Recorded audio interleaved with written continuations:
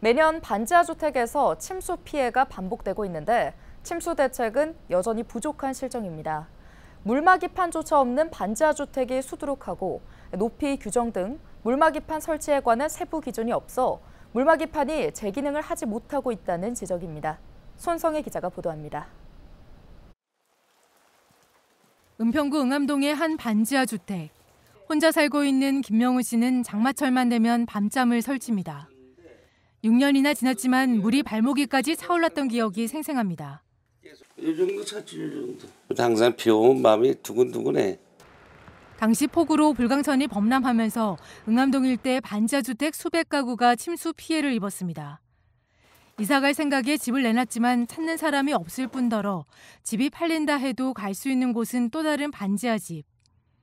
올해 장마도 세숫대야와 물막이판에 의지할 수밖에 없습니다. 항상 있잖아요. 비 많이 오면 퍼내려고.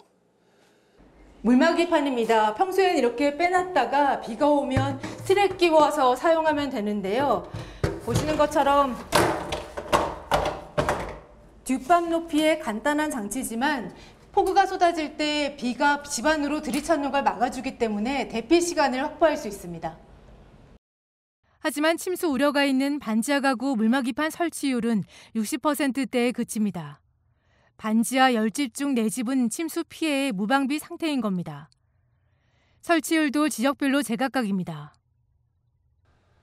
지자체가 전액 무료로 물막이판을 지원하고 있지만 사유재산의 물막이판 설치를 강제할 수 없다 보니 한계가 있습니다. 집값 때문에 물막이판 설치를 거부하는 경우도 많습니다. 건물주나 이런 쪽에서는 혹시 또 내 건물이 이렇게 침수 지역되는 건물로 생각할 수가 있어서 또 혹시 집값에 영향력이 있지 않을까 싶어서 이제 좀 약간 꺼려하는 경우도 있을 수가 있겠죠.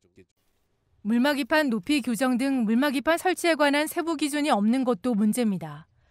현재 반지하 주택에 설치되는 물막이판 높이는 침수 수위와 관계없이 대부분 40cm입니다. 하천과 가깝고 지대가 낮은 이 집은 물난리를 겪고 나서 물막이판을 달았는데 재구시를 할지 의문입니다. 썼더라도 별 의미가 없지 않나 제 생각이 그렇습니다. 왜냐하면 지금 현재 시설되어 있는 물막이판보다 한 15cm 이상 더 물이 찼으니까요. 무릎 이상이 올라왔으니까요. 물막이판 설치할 때 제일 중요한 설치에서 제일 중요한 것 중 하나가 그 물막이판 높이거든요. 근데 물막이판 높이에 대한 기준이 현재는 없어요. 그 40cm도 2009년인가 서울시에서 물막이판 설치 지원을 시작할 때 기존의 뭐 침수 시임이나 이런 거를 평균을 냈더니 약 그 정도 되는 걸로 해서. 침수 대책으로 물막이판이 도입된 지 수년이 지났지만 설치와 운영에 관한 명확한 기준이 없는 상황.